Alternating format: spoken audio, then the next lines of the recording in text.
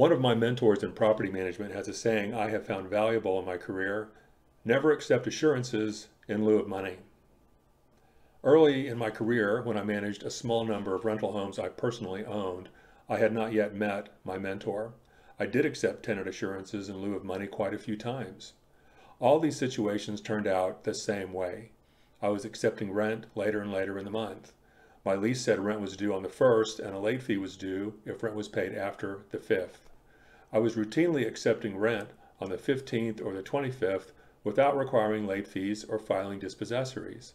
I made all kinds of accommodations to tenants that amounted to what in Georgia is called mutual departure from the lease.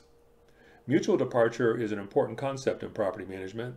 If your lease states that rent is due on the 1st and a late fee is due if paid after the 5th, and you have accepted rent paid on the 25th day of the month 6 times in a row without requiring a late fee, for example, then you and the tenant have mutually departed from the terms of the lease.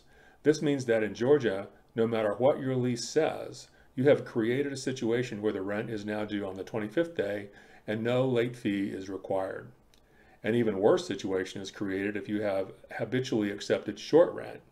Let's say your lease states the monthly amount of the rent is $1,500, but you have given your tenant a break and accepted $1,000 3 months in a row. Guess what?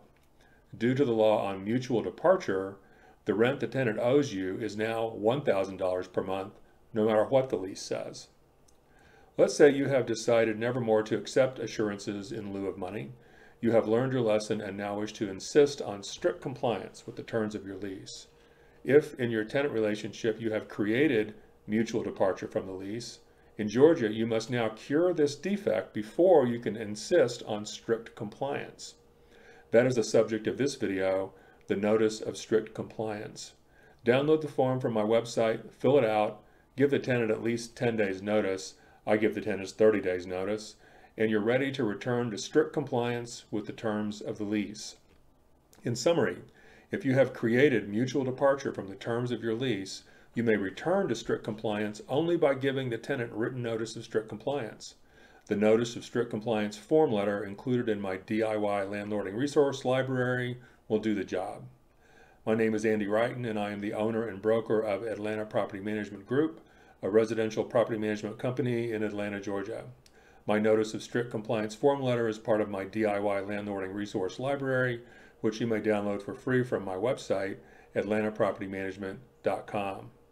I'm not an attorney and do not provide legal advice. The materials available at this website are for informational purposes only. You should contact an attorney to obtain advice with respect to any particular issue or problem. Good luck out there.